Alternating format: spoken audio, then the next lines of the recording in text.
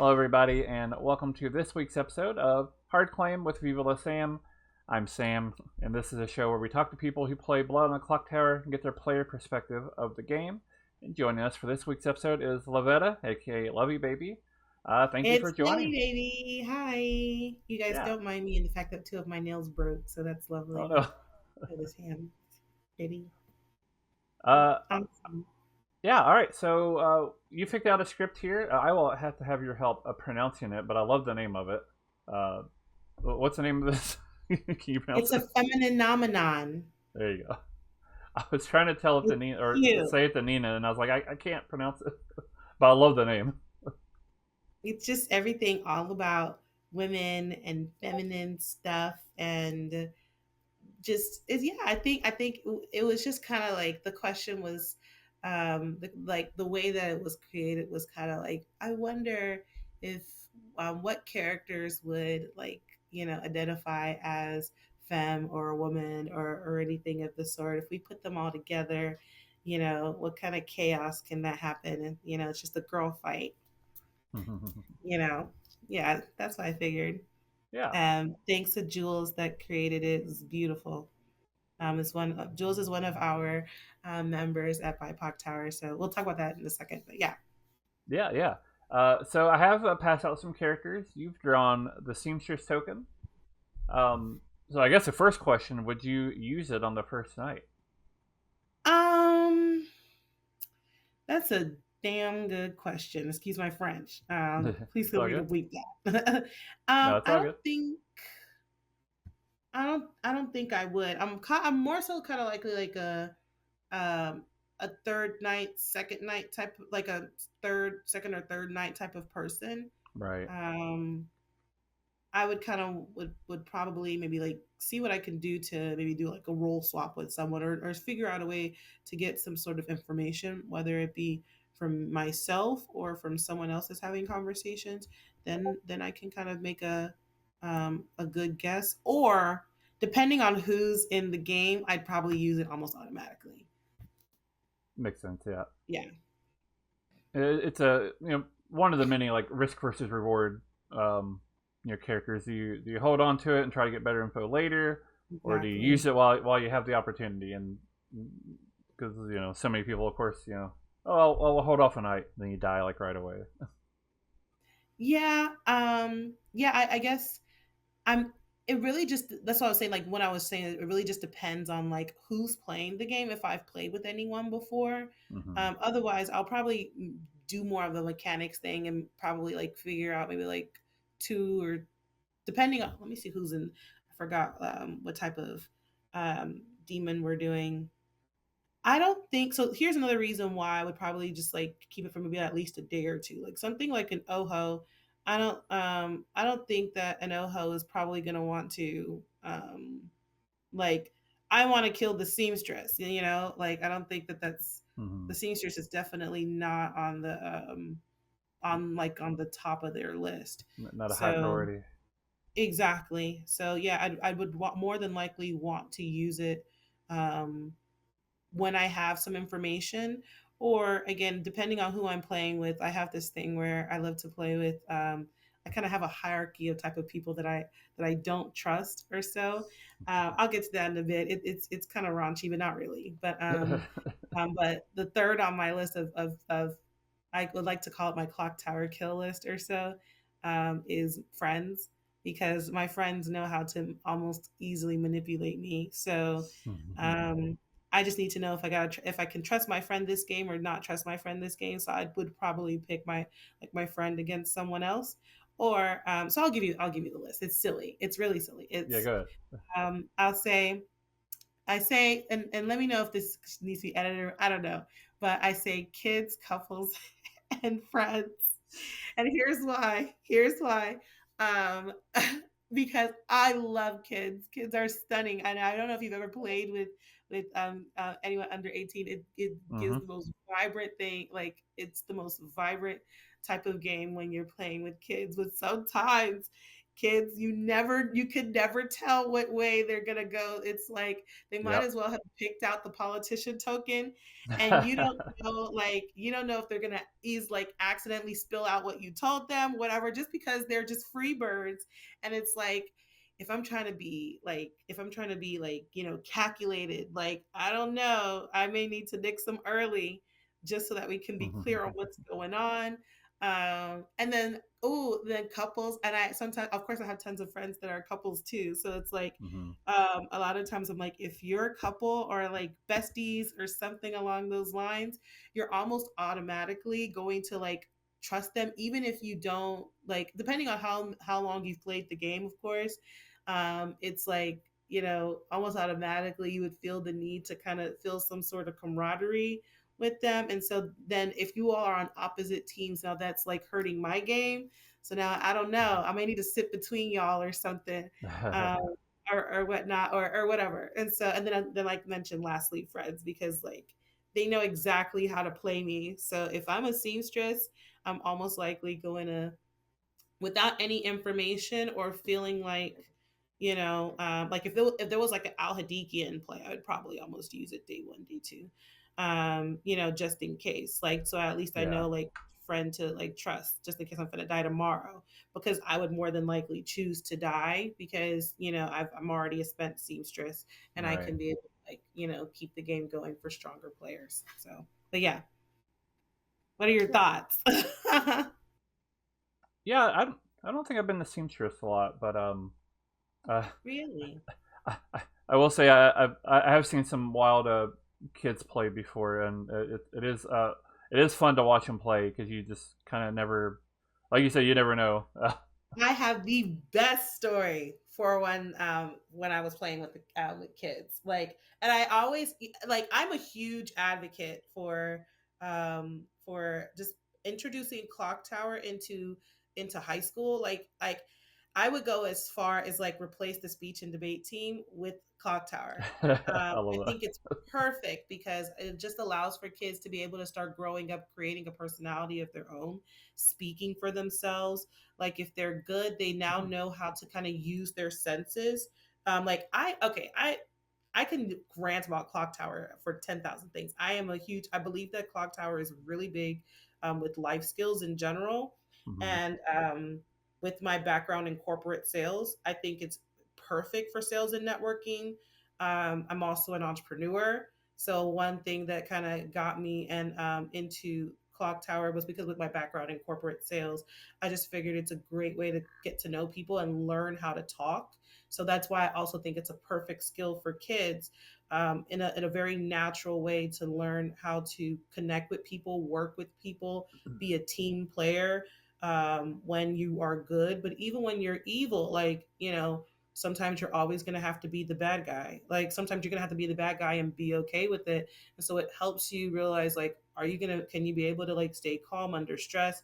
Can you be able to defend yourself in the line of fire? There's just so much great stuff. Hmm. Um, that I feel like it's just perfect for like a growing kid to be able to take in. So I enjoy when parents bring their kids over to play Clocktower or any type of social deception game. But I have a really cool story, and let me know if I'm ranting too much because I'm You're fine. love to Yeah. hear your Go ahead. thoughts. But it was at this conference, this gaming convention that I was in. I had played with these group of kids, in a previous game before this particular game, and in this game I was the demon, and my friend Robert was an evil traveler. I forgot what it was, and so in this, so just keep that in mind. That was what happened the previous game. So Hmm. now we're playing this current game, and it was me, Robert, and this other kid. I forgot his name. Let's just call him. I forgot his name. Let's just call him Jet or so. That were in a group, right? And I was, I like we were in a group chatting or whatever, and Robert tells me we were having a conversation, and I don't remember this conversation with him at that time, but Robert tells me, "Hey, I really enjoy being evil with you," ah, ha, ha, ha, ha, ha, ha. And here we are laughing, right? So then now it's time for us to. This is when everyone, of course, has like broken out to chat. I think we're like day 2 or something like that. Day 2, Mm-hmm. day 3, or whatever. I'm the goon, by the way.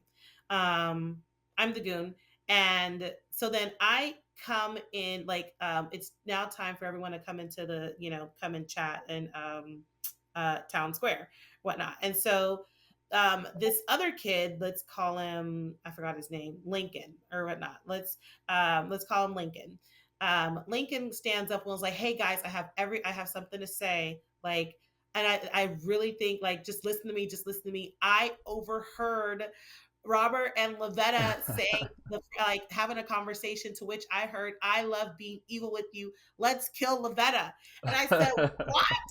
I was literally, I thought that this person was almost like, I thought that this person was literally like trying to create something and like get people to vote me out just because. And then this was them just kind of like lying on me. And I was like, "You see what I told you about these kids? They be making stuff up." And I like, and it was the funniest thing because I was rolling all around the ground and everything like that. Turns out, I didn't know this. Like, I didn't know this, and Robert didn't say anything. Like, Robert just told me, "Yes, we did have that conversation. We did have that conversation." And I'm like, "Oh my gosh, Robert, are you? Why are you lying?" Turns out, Robert and Jet, in this three-way circle that I was having with me, were both evil. I was the only good person in that group. They ended up killing me. I was like, "Guys, I am telling you, I'm the goon. If you kill me now, I will really die because I'm almost certain that I got killed yesterday night. So I'm like, I'm screwed if you kill me today." And they just let it happen. And it turned I was just like, "Oh my gosh," because I went in on this kid. I was like, "How dare you try to make something up just to get me out? I'm just the goon." And they just kind of let it all ensue because they were evil the whole time. Both Jet, not the person, not Lincoln, the one that was accusing me, but Mm-hmm. Robert and the other kid. And I was like, "Ah, it's crazy." But it was just cute. I love it. Yeah. Yeah, I remember one convention game. The one kid just he was a little bit on the older side of. There's like three or four kids in the game, but he was like the oldest. But he just like openly claimed Baron the whole game, and I'm pretty sure he ended up winning even. Really? Yeah, he's like, yeah, I'm the Baron. What are you gonna do about it? But were they really the bear? Oh, just out Yeah, of evil. yeah, Oh, yeah. damn.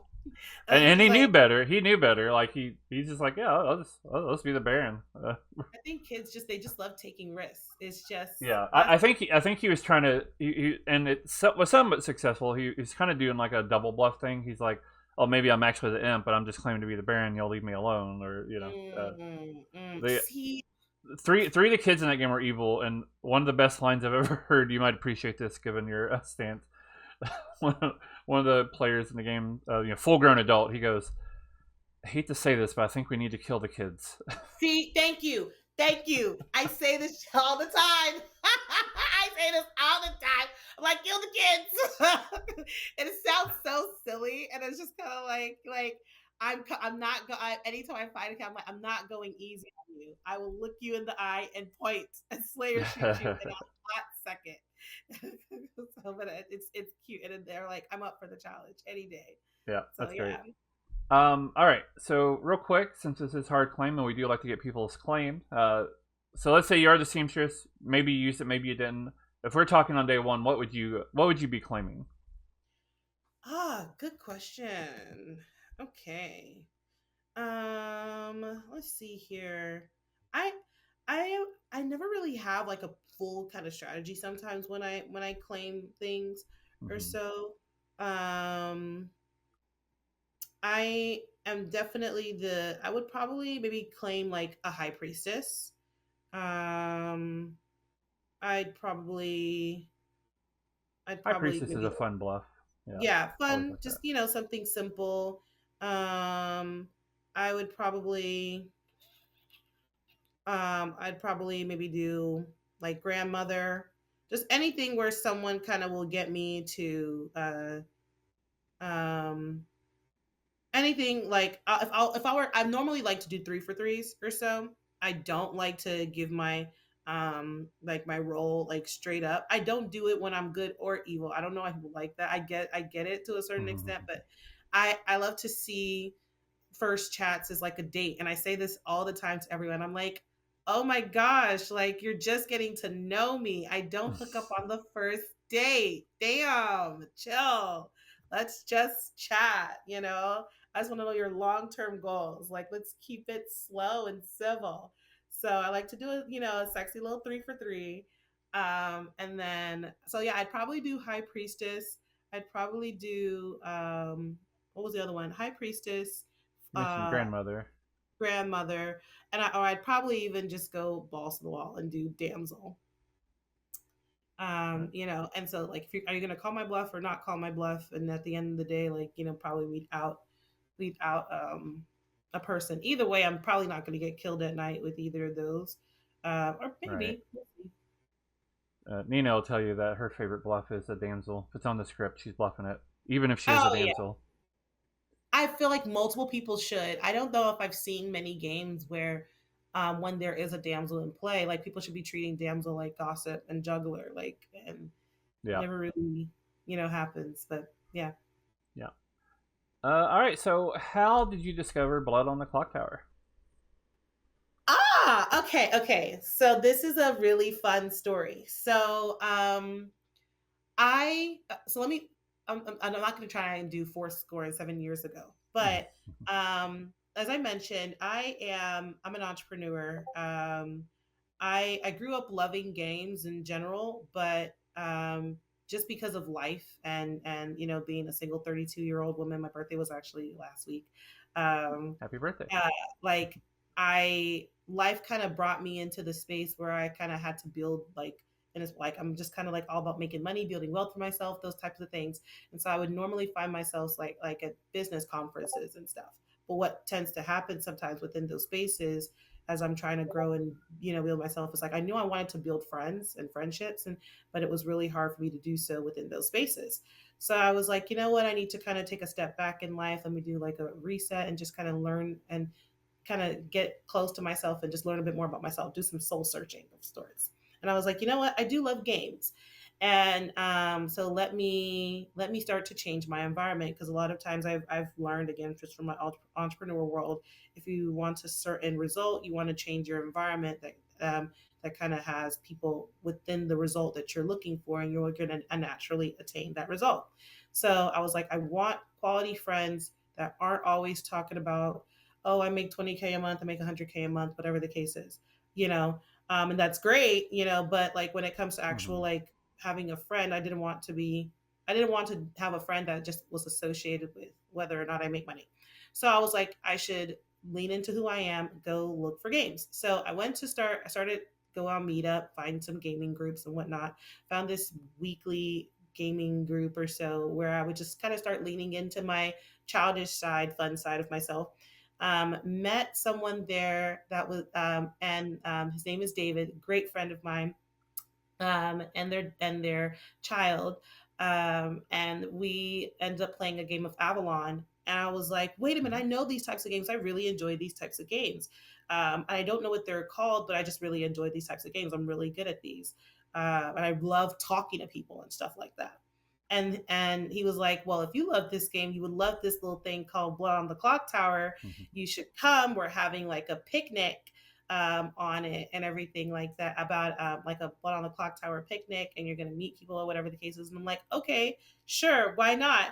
Not to mention, I'm such a stickler when it comes to picnics. Again, I'm Black and we love a good cookout.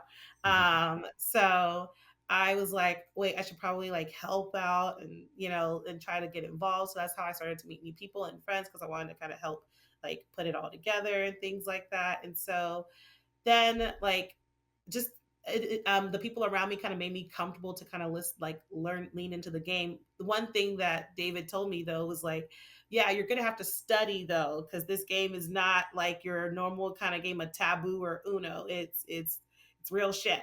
Excuse my Mm-hmm. phrase, not French, so feel free to bleep it out. It's all good. And I'm like, I'm down for the challenge. It happened. And ever since, it's just been, it's like this aligns with me. I really felt like Clocktower to some extent has kind of become my therapy, and I can talk about that in a second. But yeah, I hope that answered your question. Yeah, but how long ago was that, and what were those like first game or several games like for you? Yeah, it was that was 2020, I think 2023, 2023. Okay. Yeah, 2023. So it's been a little almost going on 2 years now. Um, the first couple of games, so like that's so leaning into kind of what I would say, I truly feel like Clock Tower is to some extent feels like therapy because it can definitely give a mirror to yourself. Like when you're good, like I'm really excited to like find like, who's the demon or whatever. But sometimes I could kind of, just because someone is evil doesn't mean that they're a bad person. And sometimes like feeling and knowing how to be able to navigate these things in the simulation of the game, like you have to be comfortable getting gaslit and all these things. And like, you know, I know I had like some trouble at the beginning, like, wait, this person is, I mean, I'm not saying that I was like, I just play with passion.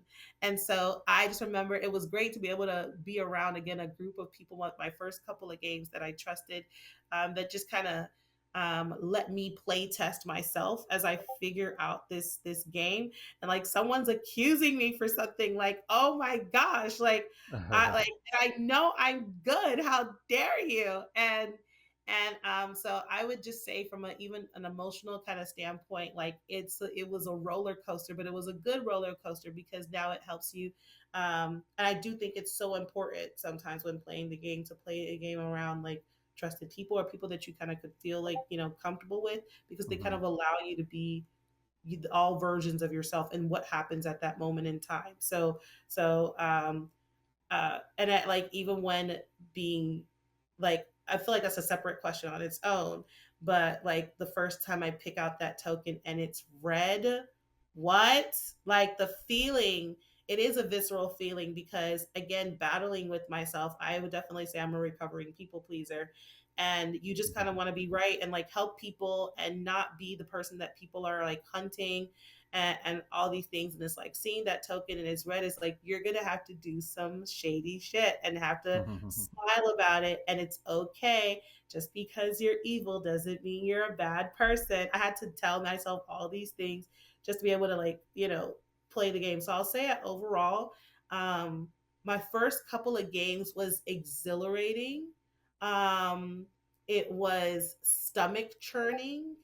Uh, and and it was, I don't know, like um it was just exciting. Like, yeah, I guess that's the best way to kind of put it. Like, it was definitely Yeah. exciting to open myself to this game versus, and it's unlike any other type of social deduction game. Like, you're not just sussing people. Like, you get to actually have mechanics. You get to stay through the game, regardless of how you're feeling. You're Hmm. like, don't give up. Everything's gonna be great. So all those things. So just having a group of supported people just kind of helped me along the way. Yeah. It allows you to kind of be able to see like how do you interact when you are, again, like I mentioned, like when you're put under a line of fire, like somebody damn well you are not evil and someone is telling you, yes you are, bitch. And it's like, what do you do? And Those were especially interesting because the game, purposely puts in some misinformation. People can be drunk or poisoned. Like exactly. you being a good player and somebody seeing you as evil is part of the game, and it's yeah, it's a fun thing to work around with, I think. And then obviously it helps out evil team because now they can be like, well, I'm not evil. You must be drunk or poisoned or something's happening or you're lying. Yeah. Exactly. I feel like even in general, just kind of playing the game as a whole, like I said, I felt like my emotions were just like left and right at one point in time.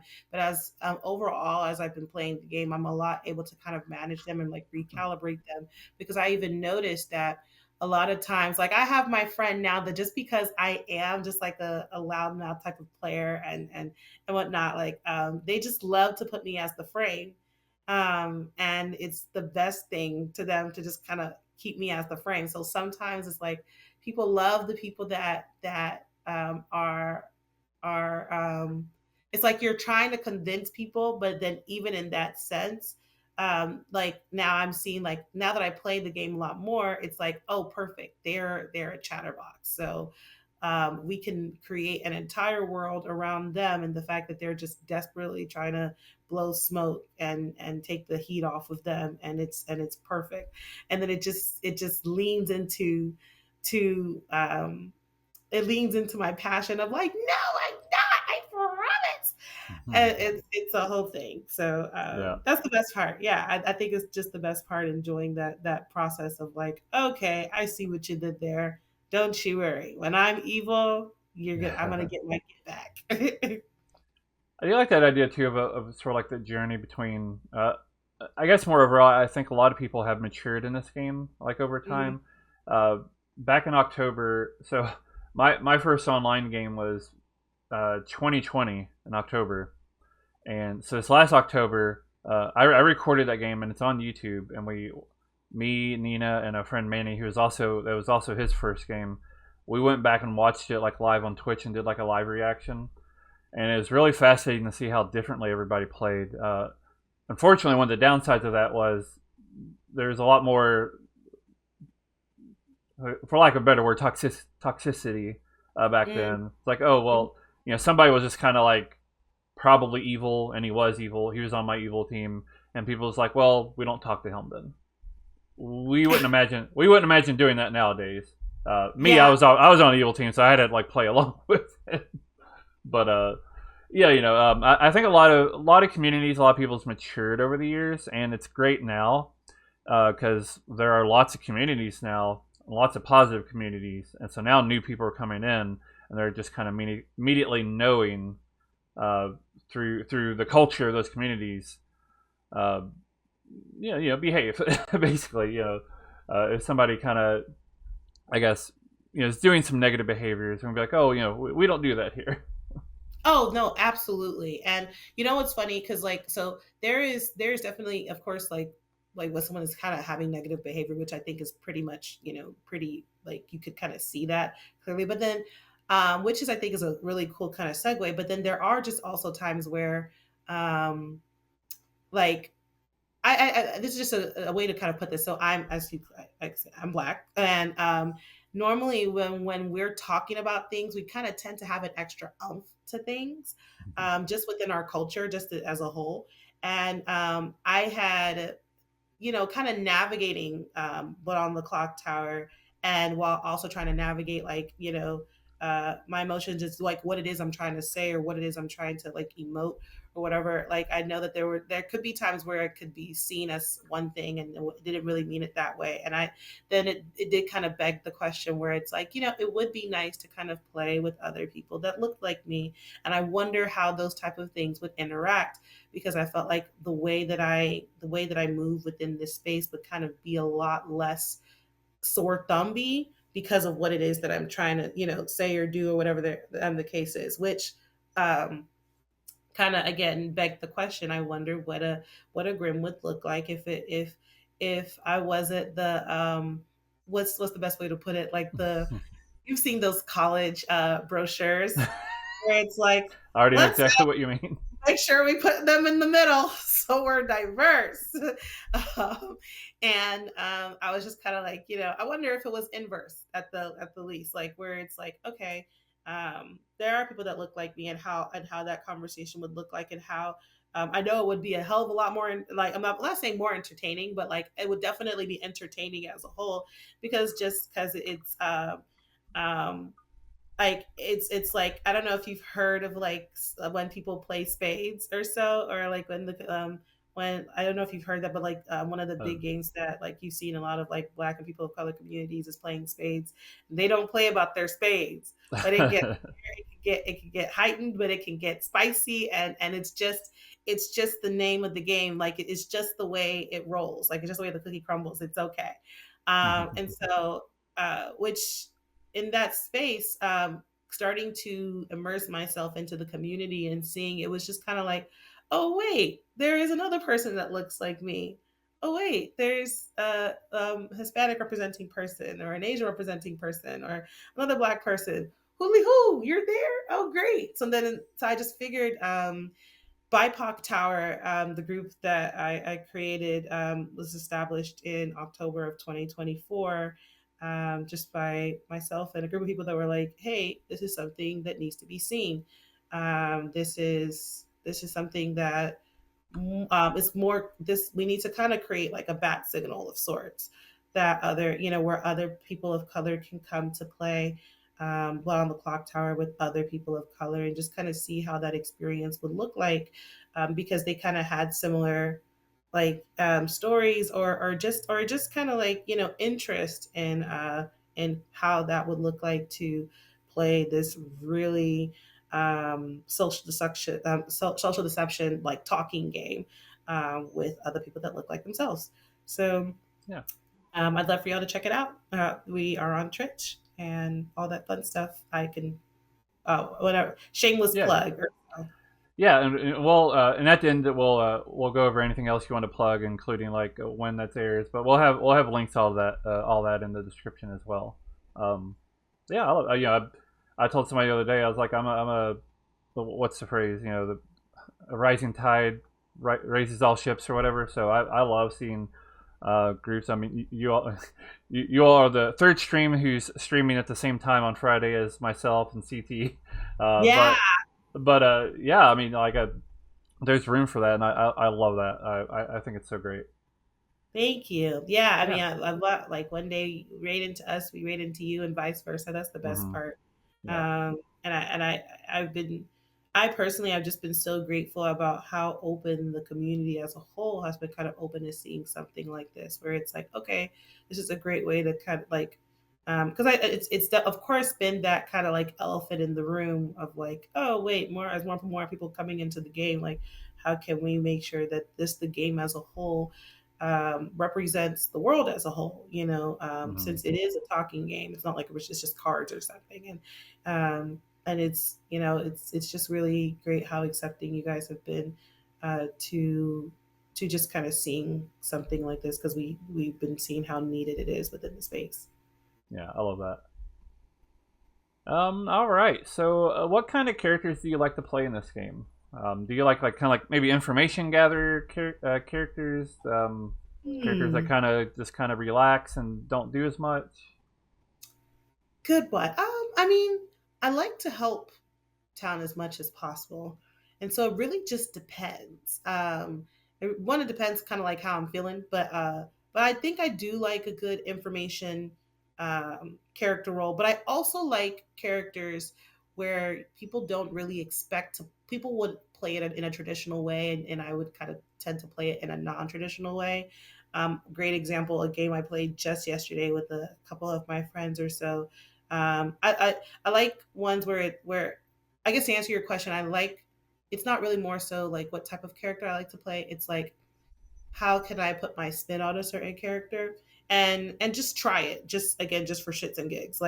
Um and so like I like the last game I played yesterday, I was the barber.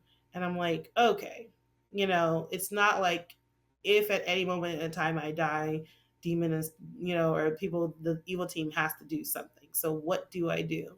So I guess I just played the mad barber and it felt great.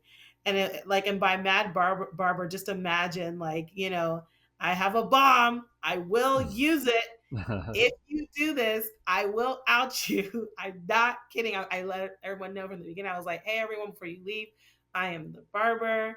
I am going to, like, we can kill me today. I'm okay with that because there more than likely is a Fangu in play. But it was a sex and violence game. Um, and but I'm also like, well, but if you don't kill me, like, and you try to jump me at night, I will out. We will re-rack. I'm okay with it. I will do it. Don't you test me because I warned you. So if you want to call me on my bluff, I will match you right back. And it is what it is. And it's funny because I did last the game a good bit. So it worked in my favor to a certain extent, up until, of course, that now they know that where the barber is, then now they can try and use it to their bidding and all of that fun stuff. Of course, yeah. And we were so close to figuring it out. We did figure it out. It was just I had used my vote, and it's that at final three where it's like they tied the vote, and and it's a whole thing. And I was like, damn it. Yeah, I guess to answer your question, like I love characters that you can kind of create your own spin on. Like another example, like of course, like with the snake charmer, I love a good snake charmer because you could, depending on what it is you're trying to do. Because I'm the kind of person where I have no problem dying for the betterment of the team. There are people that. And I've heard people that are like, I'm not gonna, kill myself, not one bit. I would never put myself on the block. I will never, and those are, certain types of things. I'm the kind of person where, um, if I have to like move myself out of the way to get to people to solve the game, I'm totally down for that. I will at any moment in time like throw myself to the wolves so that town can be able to like understand and figure out what's going on. Like the moment I find myself on a frame or whatever the case is, like I remember another time I was in a game. I was the dreamer. I was so quiet. I, was cagey or whatever, but everybody was killing each other. No one was really killing me up until I figured I got a lot of information and I shared it. And then that was when at night they were coming for me and they changed me from there was a pit hag that changed me into the mutant. And then all of a sudden, I'm over here seeing someone like, oh, this is why I think Lovetta is the demon and la la la la la. And I'm like, oh really? You think I'm the demon? Well, watch this, bitch. I was like, I'm the mutant, bitch. I'm the mutant. And then the storyteller killed me and procked me on the mutant, and I'm like, so I just like to move myself out of the way just for fun, and it's yeah, now that world is shattered. Try something else. Right. So yeah, it's fun to just see what's a cool way to kind of make the characters show up in different ways. I think that's what I like about Clocktower. It's literally like Yeah. a masterpiece. It's like DNA. You never find the same game at one moment in time, even if it's the same characters. Yeah, and I know one of their design goals when they create characters for the game is that there needs to be multiple ways to play it. And the best part, even if you take somebody like Ben Burns, who's ran thousands of games, they'll sometimes run a game and he's like, "I've never seen this before." Hmm. Somebody does something, something happens. He's like, "I've never seen this. This is brand new." And yeah, it's yeah, there's multiple ways to play a character. Yeah, I love it. You can play Yeah. an outsider loud and out there, or you can be quiet and try to skate by and hope you cause as little problem as possible. Yeah, there's no right or wrong way, and I love that.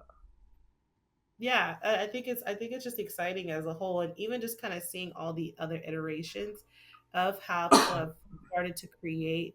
Um, I feel like the more you play the game, the more you just want to play it like crazier the better. Like just like for example, I see the wizard and like how people are kind of leveraging that to just create even more shenanigans, and it's just kind of like it's all fun and games. like Right. like Yeah. like what would happen like if someone's like an alco wizard and try to mess things up. Or I saw a game where the wizard's wish was the storyteller has to choose three people each night and they all get a wish. And so like I literally just like just watching this game unravel. And again, it's just for fun. Like, is it Yeah. balanced? Maybe, maybe not. Who cares? So yeah, I mean there's some time where it's like the learning curve and the training wheels, and then now it's like, all right, let's just do balls to the wall and everything bounces around. And so I'm excited to just kind of like continue to shape that experience, and then eventually kind of get into storytelling. I'm not a storyteller Oh yeah, yeah, gal, but that's the next stage for me. yeah. As a predominantly storyteller, I love it. But yeah, it's a fun challenge. Yeah. What about evil characters? Do you prefer being good or evil? And then what kind of evil characters do you like? That's a good question. Okay, so I'd like to answer that question with the fact that one of the kind of prominent things within BIPOCtower, again, we just started, but we're kind of building our stride. One of the things that we enjoy doing between myself and our beautiful storyteller, Amy. We do this thing called Good Cop, Bad Cop. And they built the Grim, and they are always pro evil, and I'm always pro good. And to answer that question, I mean, I think I enjoy being more good than evil, probably just because um, I don't know. Maybe I got to go to therapy. Maybe it's some sort of hero complex. I don't know. But I've always enjoyed solving things. I mean, naturally, as a person, I'm a problem solver. Like, friends come to me when they have a problem, and I'm like, all right, do you want me to be here to talk it through and just be a person, or do we want to kind of put a plan in place? Like, what I do for my business, I'm a consultant. And so people come to me for certain things. And I'm always trying to put together a plan and strategize. So I've enjoyed that. But in the times that I've been evil, like, I see how I could still be able to create that strategy. And when I, because now it's like you're having to now understand the game as a whole to create their to and I think I see now as I'm more leaning into seeing that red token and being okay with it, because there's still a lot Mm-hmm. of like I said, personal, like, feelings that I get when I'm red, because like I said, the recovering people pleaser. But even from a sales standpoint, with my background with corporate sales and stuff, like, I could see, oh wait, this could still lean I could still lean in to my social traits and stuff like that, because it's really just selling a different world, and doing it in a way where, again, it's not like you're trying to force your way. I have horrible poker face, so that's why I like, it was just recently when I won as a demon, and it was on BIPOCtower, yay. But outside of that, like, it's really hard for me to keep a poker face, because I just have a I it's like I'm thinking about all these things in my head, with being evil. But I enjoy the challenge of being able to still be a helpful person, still, like, leverage the good characteristics of myself, but just for my own benefit. And I can do it in a way where I'm like, okay, I could still enjoy this game even when I'm red. Like, I used to kind of feel like meat to be hunted, at one point in time, and I'm like, I don't like this feeling, but I'm gonna do a good.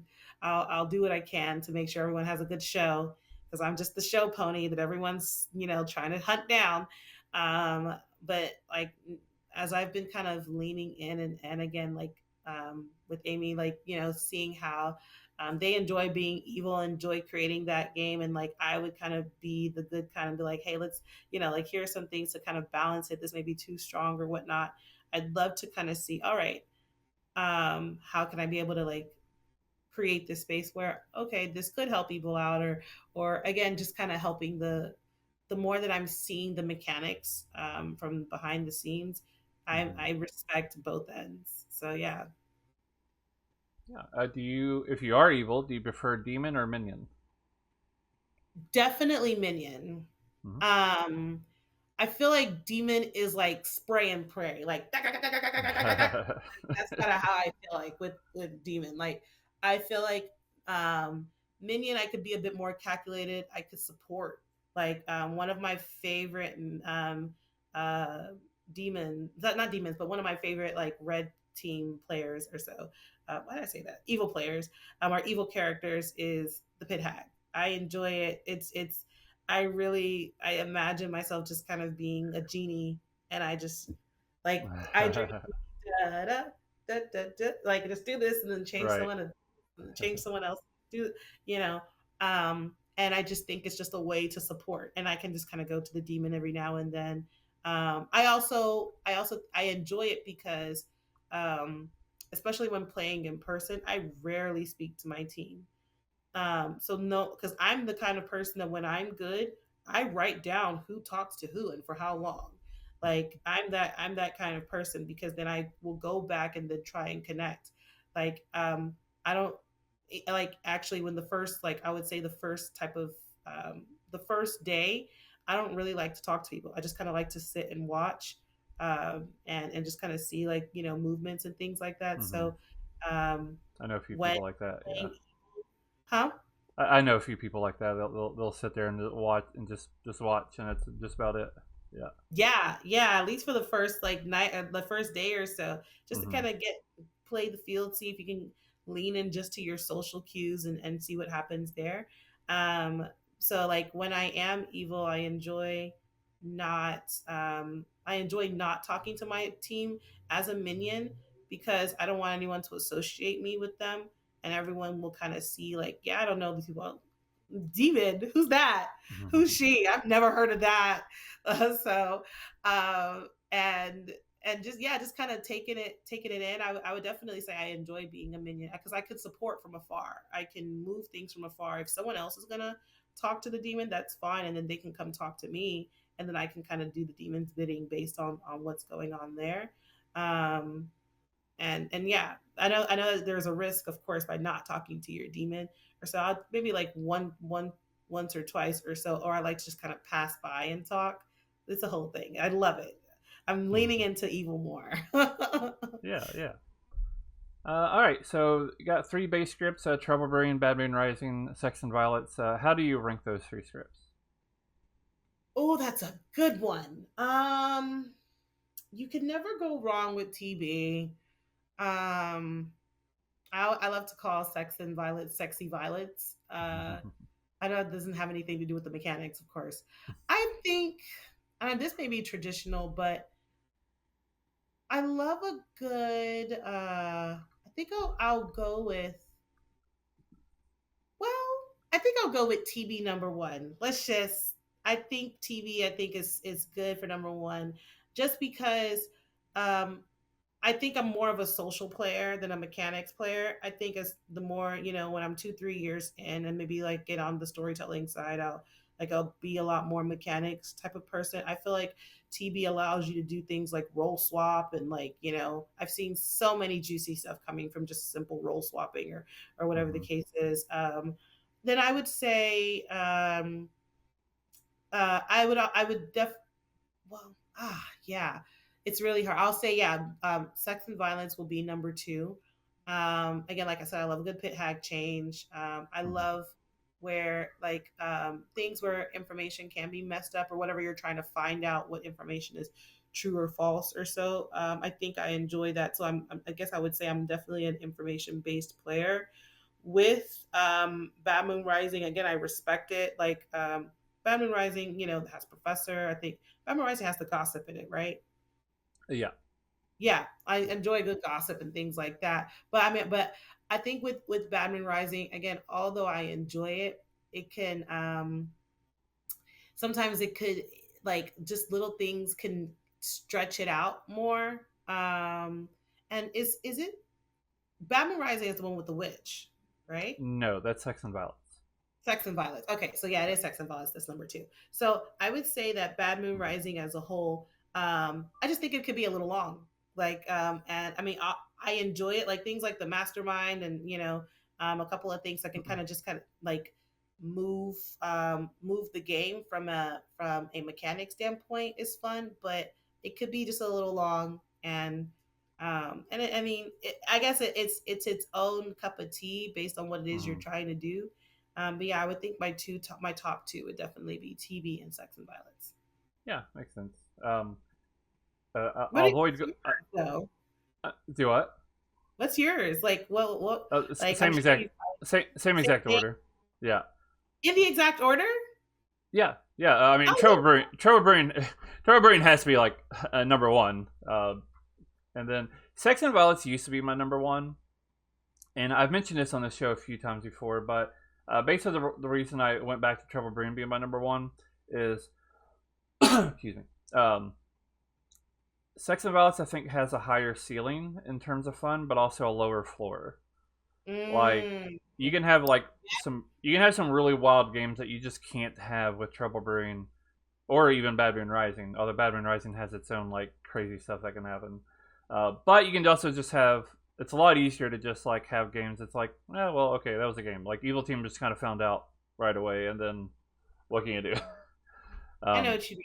Yep. Trouble I Brewing see is what very consistent and very highly consistent. Like it's like I saw somebody the other day mention they've never seen a bad game in Trouble Brewing. And I said, I think I've seen a handful, but like only a handful, and that's after like hundreds of games. So, Yeah. yeah, Okay. I see what you mean. It's giving. I'll say date, marry, kill. Have you heard? yeah, yeah, For real yeah, words. yeah. Yeah. It's consistent, long term relationship. I can spend the rest of my life with it. It's not doing the most. You know. Yeah. Yeah. Sex and violence. It's like, all right, if you're looking for something hot and steamy, I'm here for a good time, not a long time kind of situation. That's definitely your sex and violence, and then And abandonment, BMR right? kill. Yeah. um, what? Oh, sorry, it shut again. My bad. Oh, yeah, all right. So something I've said recently a bit about BMR is I feel like more people have come around to it. It's still my least favorite because I mean, all the scripts, something happens. There's like a few ways to kind of figure out why that thing happened. Okay, why did I get this information? Why did so and so die? BMR, it feels like there's five different ways any given thing can happen, and then something else happens, and Mm, there's five different ways that could happen, and it's like it's a little much for me. I love it as a storyteller. Um, well, I will say that about the length, and I think it's where people come around to it a bit more. Uh, it's really on a storyteller to run efficient days, especially in BMR, really in all scripts. But um, I still have players who'll joke. I mean, I don't mind running a 16, 17 player BMR game and making it like Zombul even. That will not go over really? 2 hours. I will not let it go over 2 hours. But they'll still joke Okay. about, oh, here comes a 3 hour game. Speaking of that, I had a really like it was my very first time playing. This is just my ADHD ranting off, but I promise you I'm gonna get back to BMR.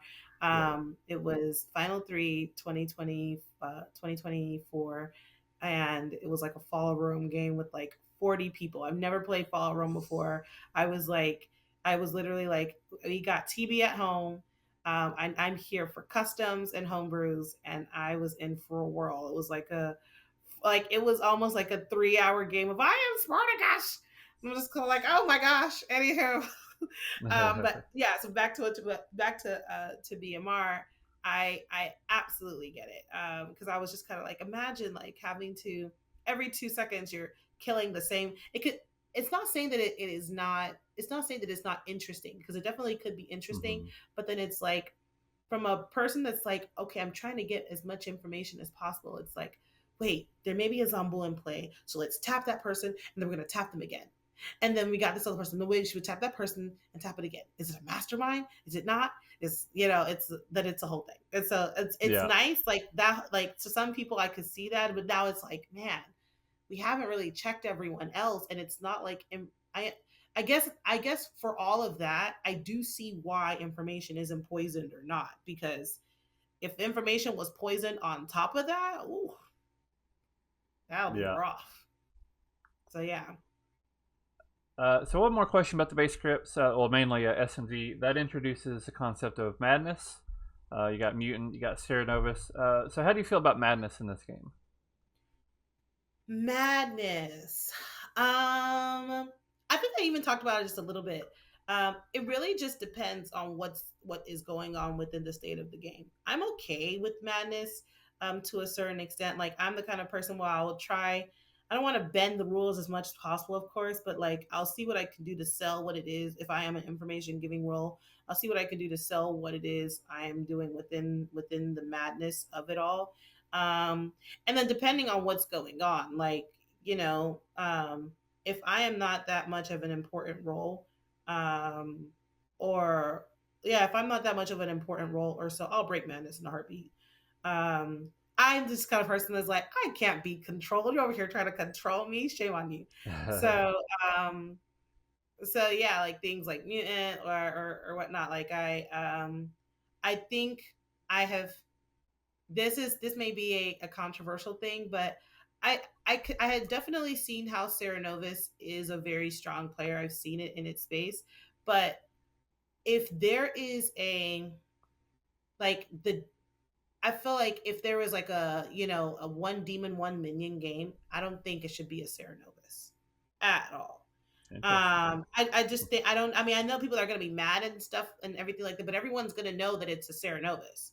So now it's like information isn't being changed or whatever the case is. Like, there's not really much, again, depending on like maybe like a Vortox Ceranovus, I could see that could probably help. But like I remember being a Ceranovus, and I forgot what game it was, maybe like Ceranovus Vangu or something like that. And I was just like, oh man, like it's gonna be really hard to get people to just break, and it's like, and that's the only like saving grace for the demon. So sometimes it's kind of like, oh, okay, we're probably gonna lose this game. It's all right. But yeah, I'm curious. What's your thoughts? I like Ceranovus. I would definitely run Ceranovus in a one mini game. I have done so many times. What would be your strategy on that then? Maybe I'm missing so something.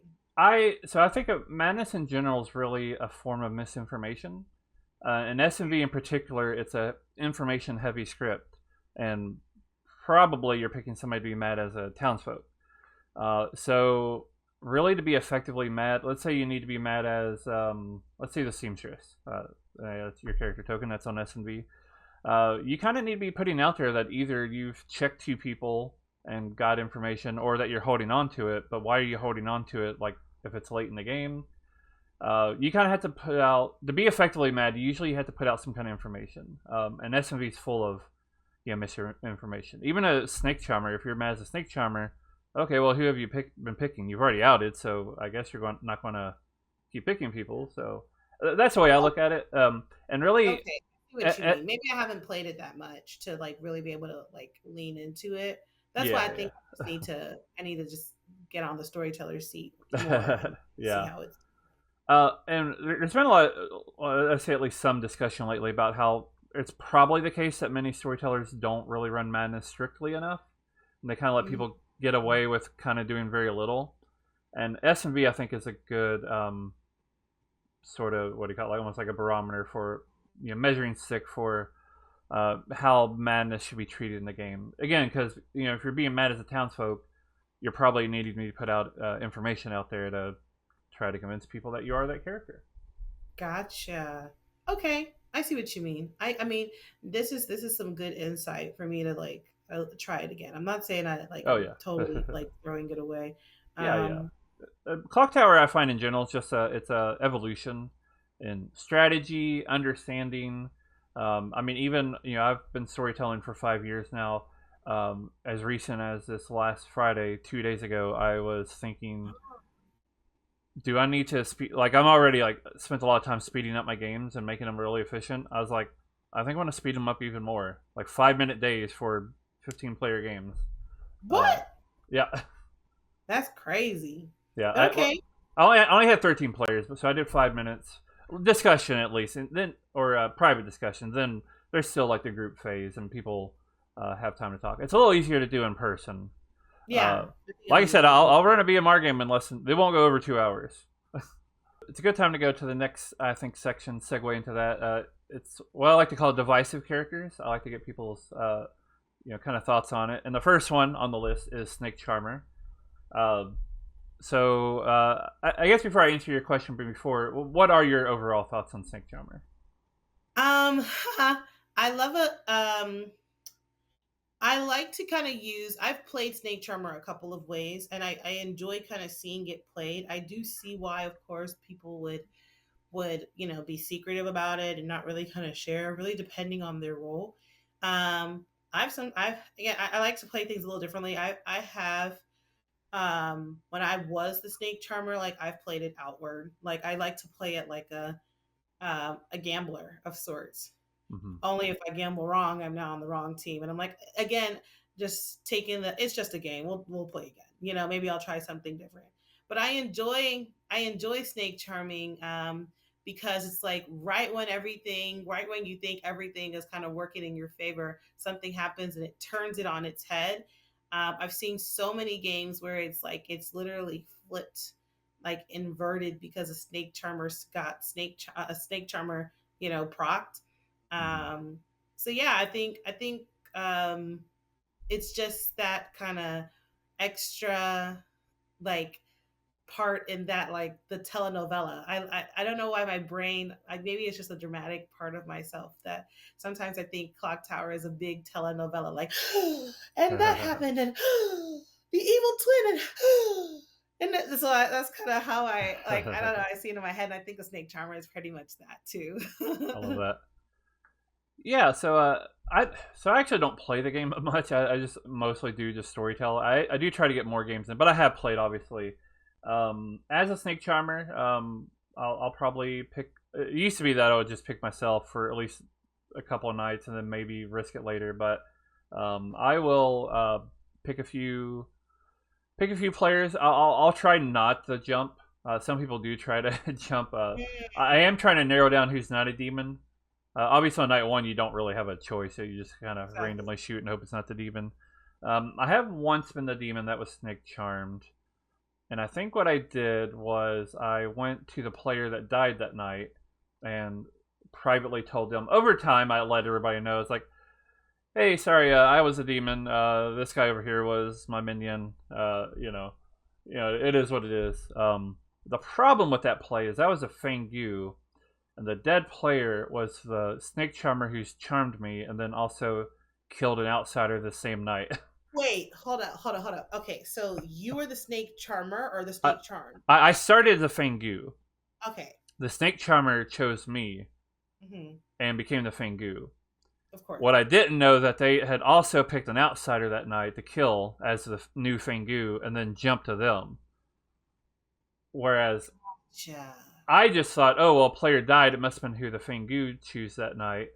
So I outed to them, thinking I could trust them, and I couldn't.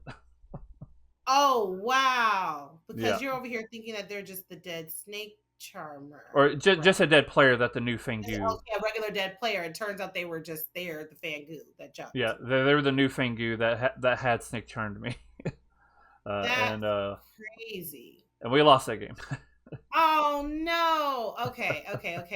was a Okay, good but game I like though. to see how people have done it before. Like, I've seen my friend Matt has played this where pit hack themselves into the snake charm, like pit hack someone else into the snake charmer. Hmm. Then, sorry, no, I think they pig tag themselves into the snake charmer, and then picked who their demon was to move the demon Hmm. last minute, all within one night. I've seen a Wow. situation with a game with Ben Burns that I played where the original the imp got snake charmed, but we never killed that original imp.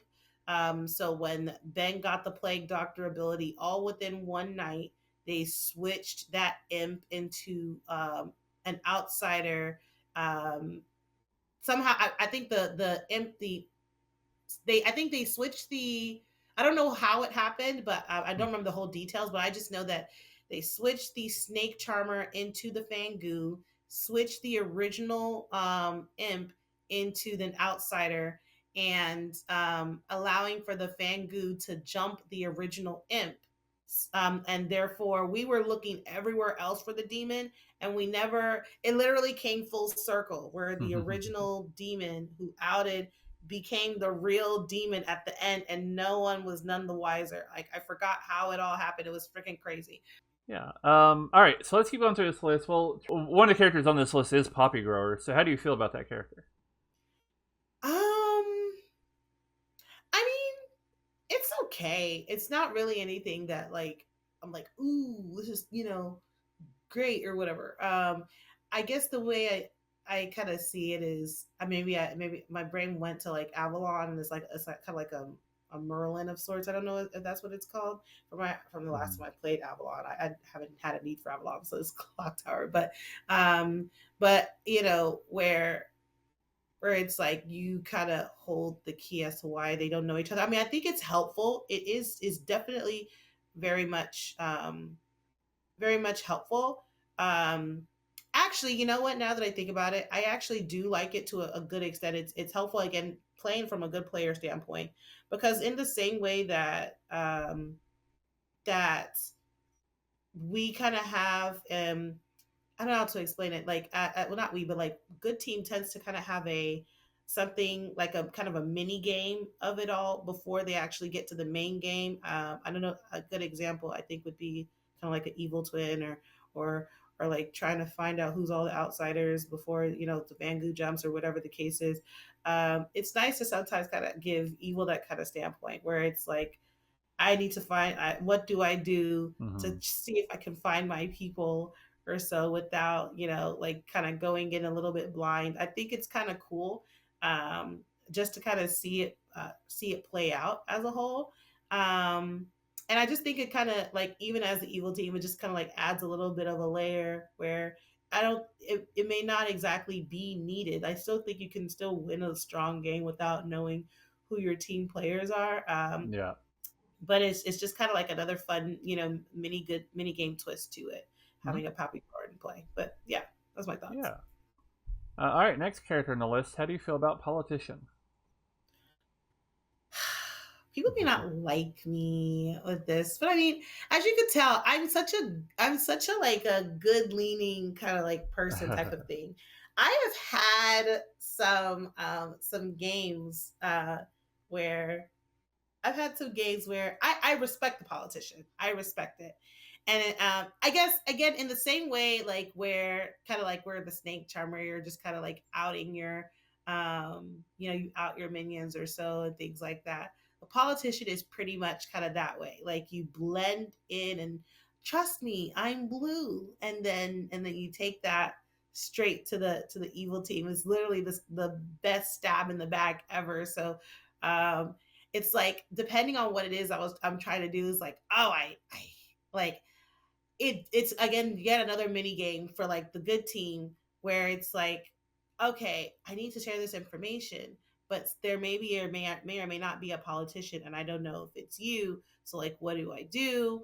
And I would say, like, if I were to give us a sliding scale in terms of if I love it or don't love it, with one being don't love it and 10 being love it, I would say I'd give it a 4. I don't like the politician. But I Very get fair. Yeah. it. I respect it. I see how it can make things spicy.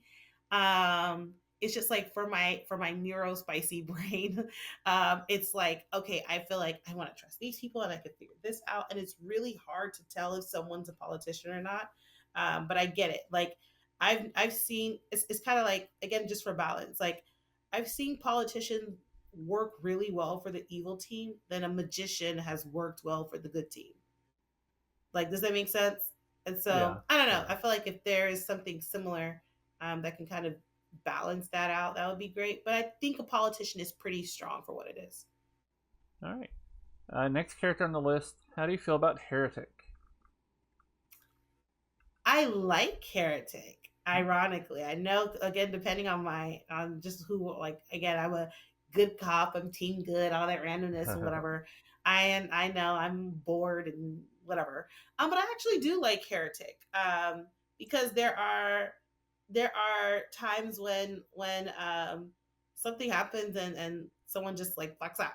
And I think it's the again just yet another type of mini game of it all where um it's like, what do we do? Do we hide the heretic? Especially if you pull the role and it is the heretic. It's like, do you share, do you not, how do you figure that part out? And it's kind of like unlike any other strategy that you would kind of play for any other game, because it's like the moment it's out, the demon can just kill themselves. At what point in time do you share it? If you share it too early, the demon can, the evil team could use it to a certain extent. If you share it too late, then no one believes you. Like at what point do you figure it out? I think it's a healthy type of battle because you're still playing the game. You're still Hmm. playing the game the way it normally is. Now it's just like you're in topsy turvy land. Figure it out. Um, and it's literally kind of like it's like a spicy mare. Is the way I kind of see it. And I There think you I, go. I think it's cool. I think it's sexy. All right. How do you feel about atheist? I think I like atheists. I do enjoy the fact that I mean the storytellers like and um there are people who I have friends who enjoy the game because simply they like to storytell.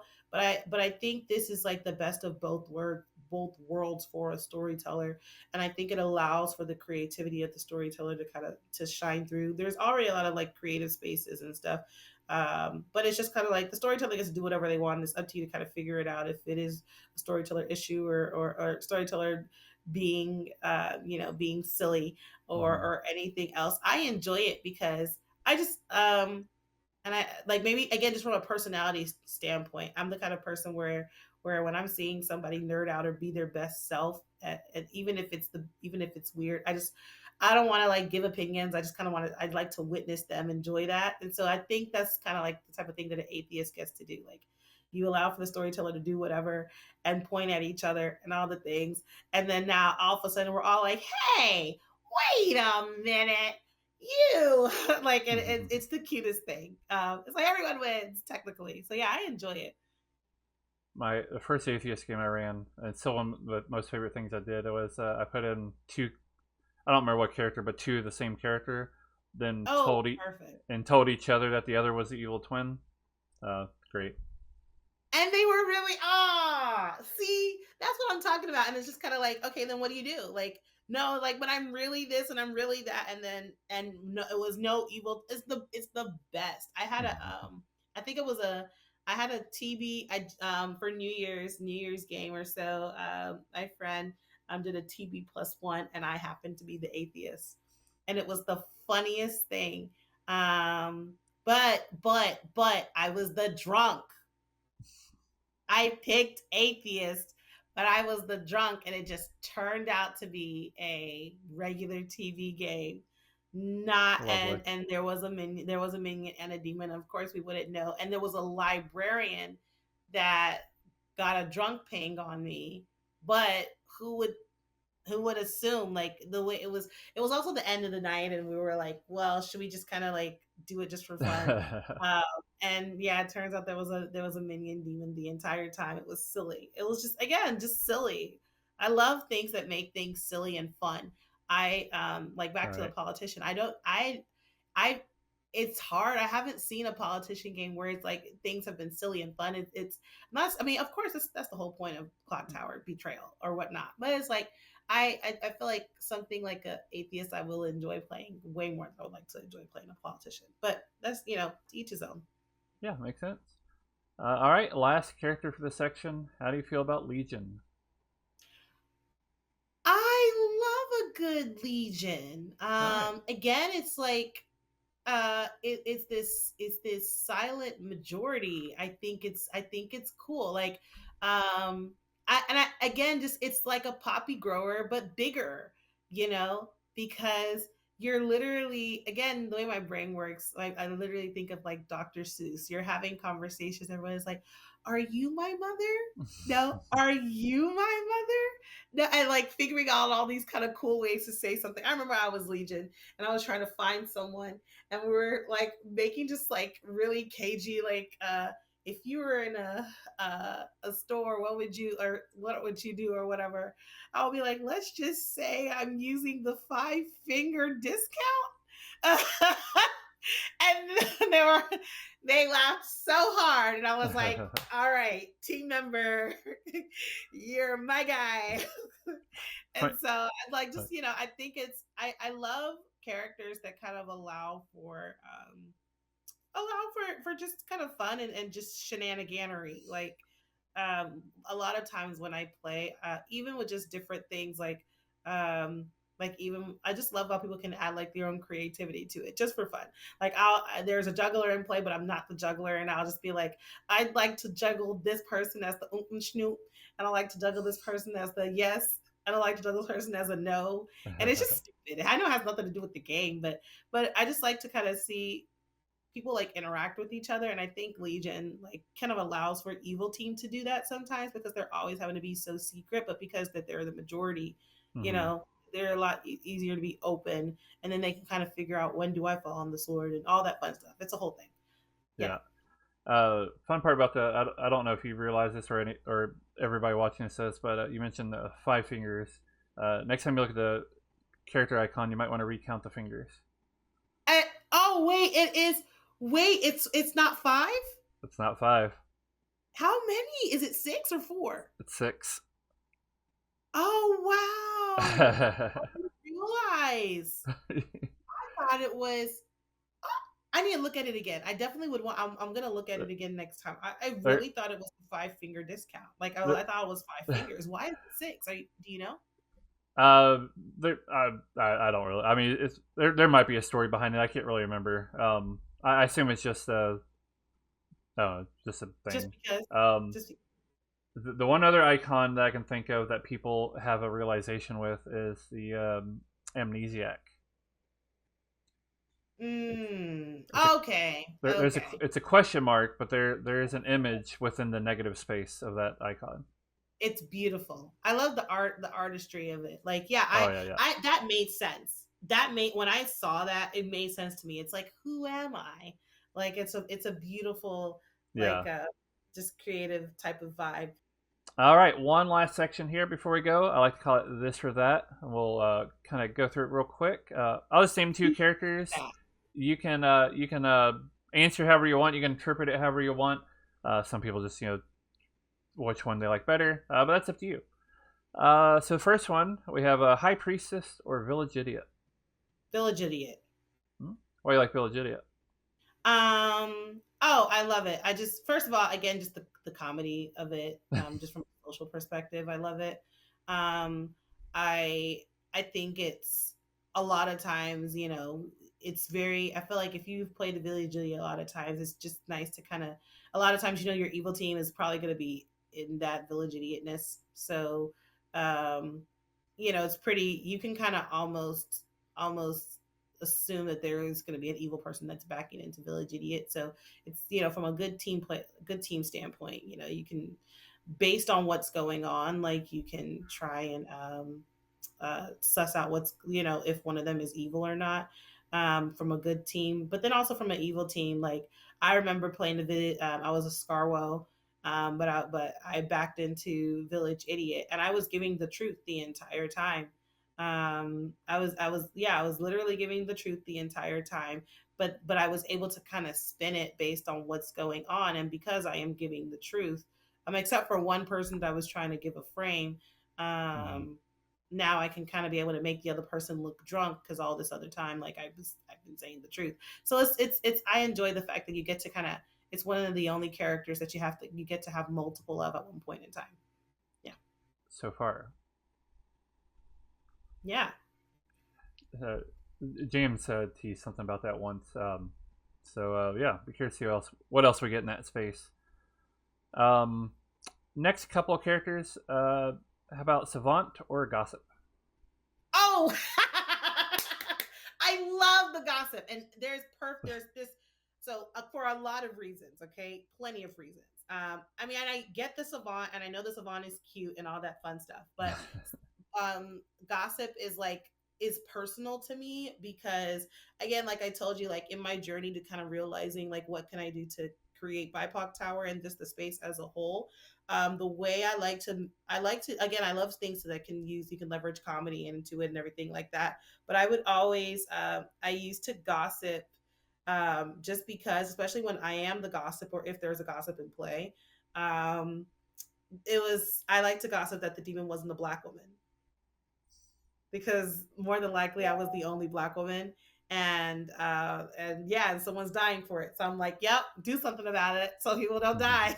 It was silly. So there's that. But just in general, I mean, I I enjoy, from a mechanic standpoint, I enjoy the gossip, because again, like from that kind of hierarchy, like I said, kids, couples, friends, I almost immediately, depending on who I'm playing with, again because of just the fun transaction of it all, I will almost always gossip a certain person is evil.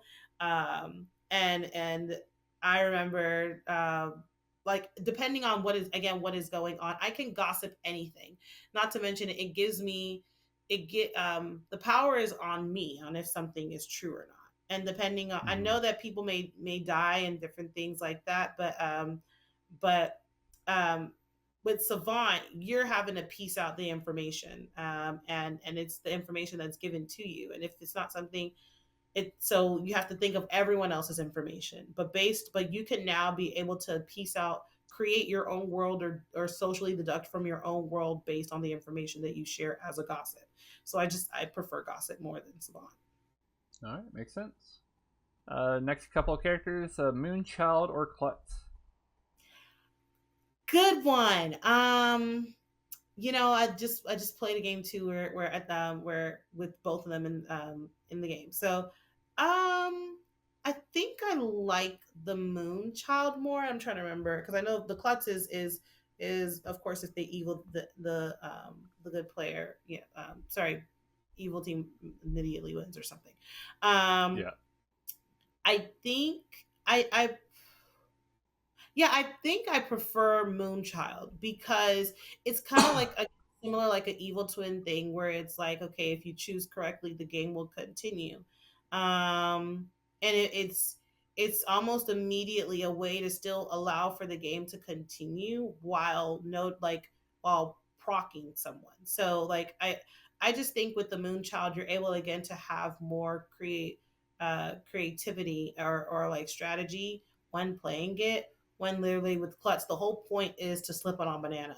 Be like, whoopsie, made an oopsie, Mm-hmm. you know. And yeah, I think I like both. But I also think where it's like, okay, if they don't die, then now we're figuring it out with what's going on. But then again, it is also a good way to sell what it is you're trying to do. Um, like sell like for evil to sell certain worlds. So I like it on both ends, because then you can just kind of make it look like what's going on. Or like, okay, if there's a godfather in play with the Moonchild or so, I can kill a certain person or I can kill myself or like whatever that looks like. And like, oh well, this person died, so they have to be good. So I think it works in both worlds. I think sometimes Klutz could be a cop out. Fair enough. All right. How about Ogre or Goon? Ooh. Um and I've had personal relationships with these things, with these characters. I think I will go for, and I'm only gonna say ogre because I had some visceral situations with Goon. I had a game that I said I like, a game that was so back and forth when I was the Goon, and it's like with the Goon, again, it's just I love things where you have your own autonomy. Like us, like sometimes with mutants it's kind of hard, and like, and with sometimes with Goon it's like, please, oh please, oh please, take me out of my misery. and now that you've outed that you're the Goon, then now there a demon is just gonna pick you, and now it's like you're like snatched into the evil team. Like I was like, if that's not something you want to do. And yeah, I just like my own autonomy. I like to choose ogre because again, it's like, okay, I'm team the person, you know, whatever Mm-hmm. it is. Not to mention you can still kind of create. I mean, with Goon you can too, but like, with ogre, you don't have to share who you are. Not to mention, even from an evil player standpoint. I mean, I feel like it's more balanced with ogre, like in terms of what it is that you're doing. I don't know. I guess that's the best way to put it. I enjoy ogre. I think from jump you Mm-hmm. can just kind of pick a player and go that way. You may not know what it is, and it's just your own mini game as a whole. I think it's a better play experience. Yeah, I mentioned my love of Ogre many times. Awesome! Yay! Yeah. Okay. All right. How about Spy or Widow?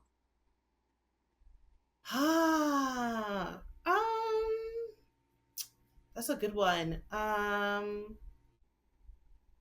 I think I will go with. I want to say spy, but I respect the widow for what it does.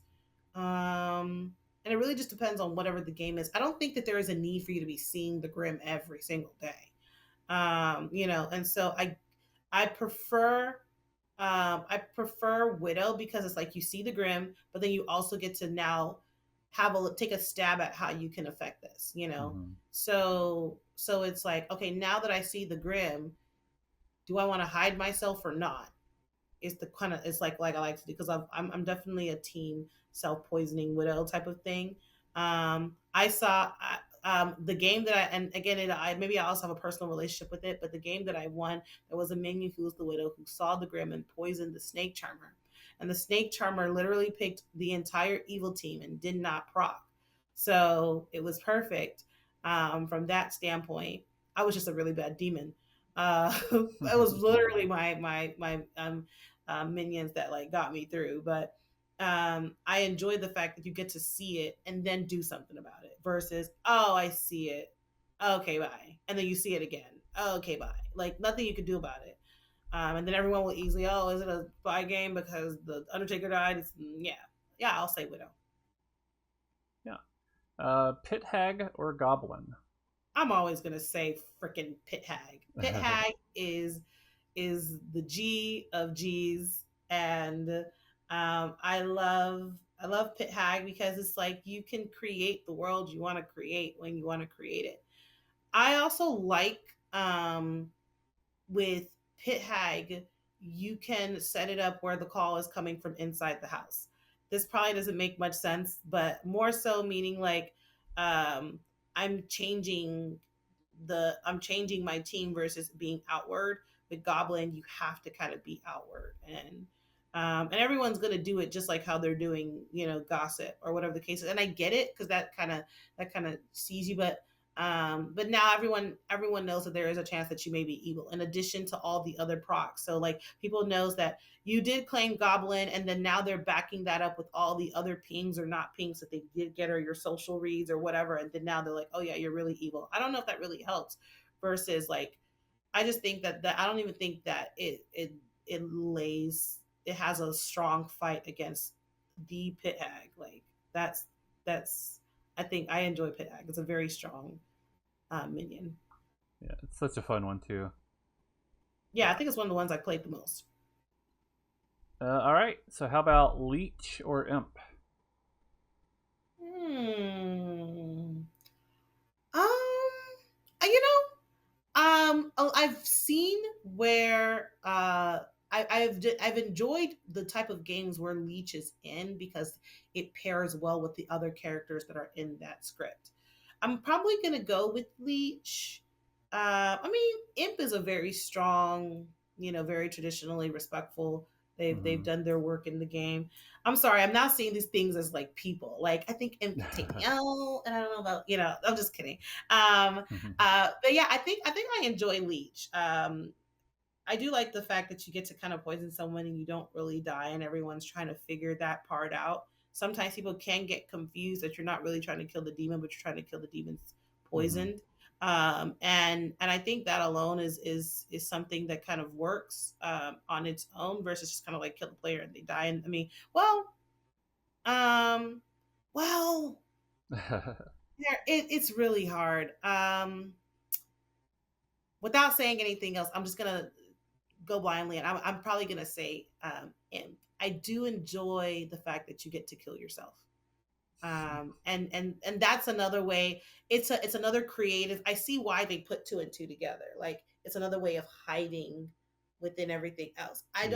Now that I'm thinking about it, there isn't. I understand that there's a sailor or a DA, but there is concern the fact that you did not die. That's just never, because it just means that you're not normal. And the whole point is to be normal, is to kind of be and stay in town and act like as if nothing's happened. So you're dying just like everyone else. I'm okay. I just died like everyone. I die too. See, So I'll say imp. All right. Imp's always a classic. All right. Final two characters here. How about Lord of Typhon or Fengu? Um, I'm definitely gonna say Fangu. I know probably people have some qualms with Lord of Typhon. I don't think I don't think that there needs to be a need for a conga line. Dun, dun, dun, dun, dun, I'm evil. Dun, dun, dun, dun, dun, you're evil. Dun, dun, dun, dun, the other guy's evil. And it's just like, okay. Because now it's literally Battleship. And where, you know what I mean? Yeah, And yeah. so it's like, you know, I get the part that you either have an outsider or a minion, but then it's like it's still just. I think Fangu Jump is cute, and not to mention, I again depending on what type of game you're playing, I enjoy a good dirty joke sometimes with things. So I love to make Clocktower. I love to make Clocktower This is just again between you and I or whatever, or and whoever's watching. No one's gonna hear. It's just a secret. No one's gonna hear it. Just kidding. But I love to like make Clocktower like what do I call it? Clocktower pickup lines. And so I feel like again, just from a personal standpoint, I love the mechanics of how Fangu works. But I also just love the fact that you can be a little bit comedic with it, just from a personal standpoint. So I think I will Fangu works over Lord of Type mechanics wise, and just for funsies. All right, sounds good. One final question here. So, looking at the script that we have that you've asked to load in, what character would you like to be in real life? In real life, I think I'm already an empath, so I've been living that my entire life. So probably not the empath. I'll Mhm. probably, you know, I will say the high priestess. Um, Definitely not the virgin. Just, yeah, I'll probably say the high priestess. And I mean, I think it's nice. I do see myself as a certain level of royalty. Not to mention, um, I have always imagined. I know I'm always mentioning BIPOCtower, but one of the things I've always wanted to do for BIPOCtower, and you guys will hear it here first. I've always wanted to do something called a BIPOCtower ball, and where everyone dresses up as like their favorite character or like their favorite like characteristic of Blood on the Clock Tower, the game or so. Like I even imagine someone will get dressed up as like the token bag or so. I think it'd be cute. Anywho, but I think I'm Nigerian. I am also Igbo, which is a tribe of Nigeria. And I would always love to see what a twist, like an African twist of High Priestess is. I already think like High Priestess already kind of has some like African roots to it. Kind of like I think of like even with the way it's created, it kind of has like an Egyptian vibe to it. So I just imagine like, you know, braids and different types of like just like different types of traditional African hairstyles that I would love to kind of see. And I love purple and like I love that kind of sense of royalty and even just the way that it works mechanically. I think it's Mhm. beautiful where it's like I've been told to visit you and I want to just learn about you and I just Mhm. want to see why that is. And I feel like as a personality, like I said, like I what I do for a living, I consult people. So I'm always wanting to learn and just listen. And yeah, outside of getting my mouth out of the way, because I talk a lot, but Mhm. I think that would be a part of my personality, the high priestess. Very cool. All right. So before we go, is there anything you would like to plug? Um, nah, I definitely don't want to plug BIPOCtower. That's on Twitch every Friday at 8 p.m. That's not something I want to plug. Um, of course, I want to plug it. I love to say if you are black, white, yellow, or blue, and you're looking for players that look like you, BIPOCtower is your crew. Um, and I mean that because we're in the process where I think um, even like allies that everyone's invited, but it's a BIPOC centered space. I think it's important for BIPOCtower to resemble for allies to be able to see like what does a BIPOCtower space look like and how can we intentionally create a space for people of color to be their best version of themselves and learning how to interact with other BIPOC people. I think it's a beautiful way to do that. Even just to kind of be able to see like how does how does the grim look like what do those interactions look like. I think it's just a beautiful kind of space to just be a witness of and be a part of and enjoy. So I'd love for you all to join us. BIPOC Towers on Twitch. We are on Discord. We are on Instagram, BIPOC Tower. We're building that as well as YouTube. We will be putting out a couple of videos soon, so be on the lookout for that. But we are still on there, so feel free to follow us.